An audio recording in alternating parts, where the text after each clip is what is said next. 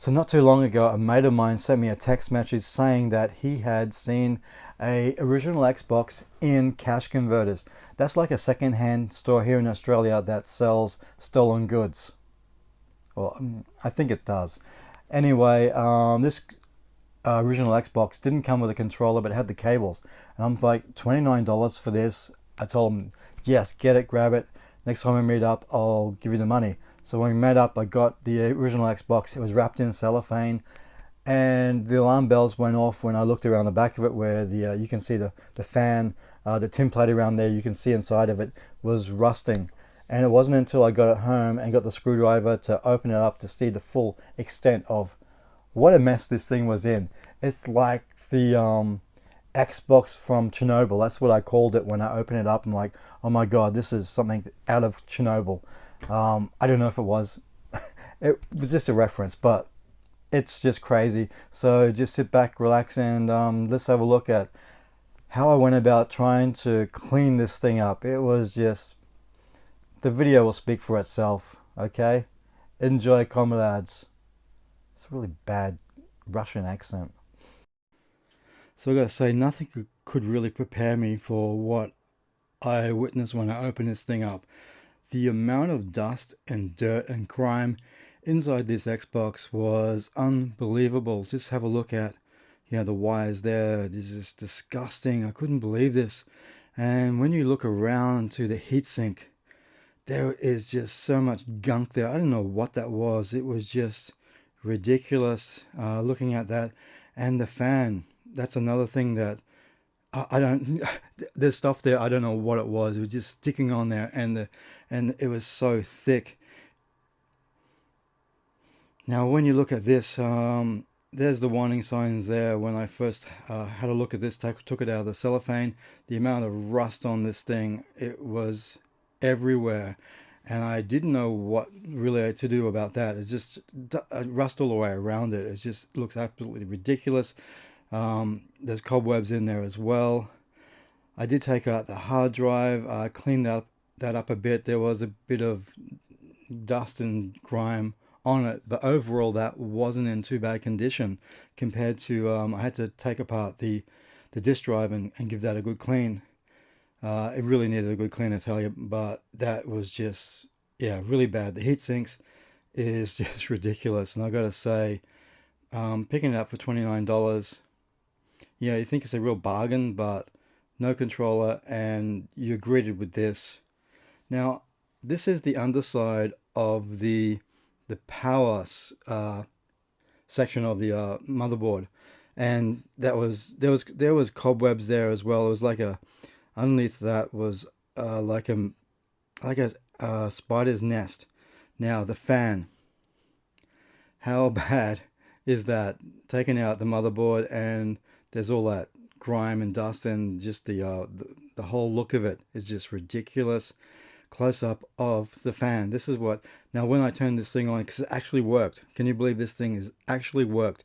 And the noise from the fan was really loud. Now, this looks like something out of Chernobyl. It's just, look at the motherboard. Now, I actually forgot to start filming this when I started cleaning it. So you can see a dirty part there. Then you can see where I actually started working on cleaning it. And I thought, oh man, I got to stop cleaning it and start filming just to show the difference. And you can see just the amount of dust and grime on this thing, and it had to be sitting in a shed for maybe 20 years. I don't know. It's just been sitting somewhere. I think it would have had to be in a shed, and just the amount of dust and grime was ridiculous. Big job. And I did contemplate just thinking maybe, okay, this is too big, but this is the end result. This is after I did a lot of cleaning on the motherboard.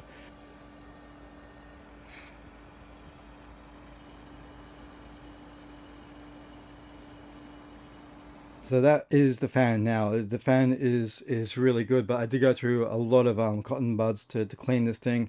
So, I removed the heat sinks. That one was really easy to move, but the other one that's in there now, I had to turn the Xbox on, which is really dangerous as well because you got the wires exposed. But I had to turn it on to heat it up to actually get it to wriggle to move. And you can see dust in there. There's dust and grime inside there. and I had to do this a few times to get it loose enough to actually wiggle it and release it. Those things really do get hot, so I had to put on a glove to protect my hands. So that's what I was greeted with underneath the GPU. The amount of dust and just the paste from the what was it, thermal paste. So I had to clean that up, and that took about 40 minutes to clean it up. There it is now cleaned up. So I'm putting some thermal paste on that one. It's supposed to be only the size of a grain of rice. I think I went a little bit too big on that one. And there's a few different ways you can do the GPU. You can put a blob in the middle, but there's also the method where you can do a X. So that's what I was going to do on that one. So yeah, I'm putting that one in now, and now you see I'll do the thermal paste on this one with the X. X marks the spot. But I'm just amazed at how clean I was able to get this. A lot of work went into restoring this. You know, again, $29 from secondhand store cash converters. You know, no controller, so I have to get a controller off eBay, which I am in the process of doing as I'm doing this commentary on this one. So putting the clips back on, make sure you put them on the right way.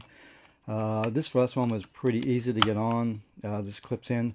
Now actually when I did the one for the GPU, I didn't put it on the right way. The clip should be facing the other way, and I quickly realized that, you know, it wasn't sitting in there properly. It just wasn't clicking on it, and yeah, turned it around eventually. You can see I'm just trying to move those heat sinks around just to get the paste to evenly distribute. So there it is, the right way around, and the finished product, I'm pretty happy with it. Now that's the clock capacitor, I believe, that needs to be changed at some stage. I'm going to come back into this and change that capacitor, and there's also another 3 capacitors that really do need to be changed out. Poor quality from Microsoft, I believe, but I will change those out at some stage. But I'm overall amazed at how this has turned out, and the fact that this thing was running when it was in the condition it was just goes to show the workmanship of the Xbox back in the day. Really incredible to have this all complete. Hi.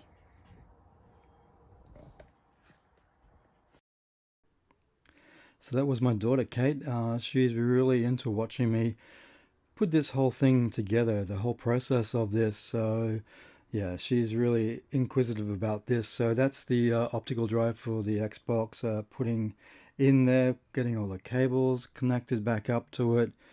I was really surprised just how well this all looks. Like I'm just so over the moon about it. I did have to clean a few of the moving parts in the optical drive.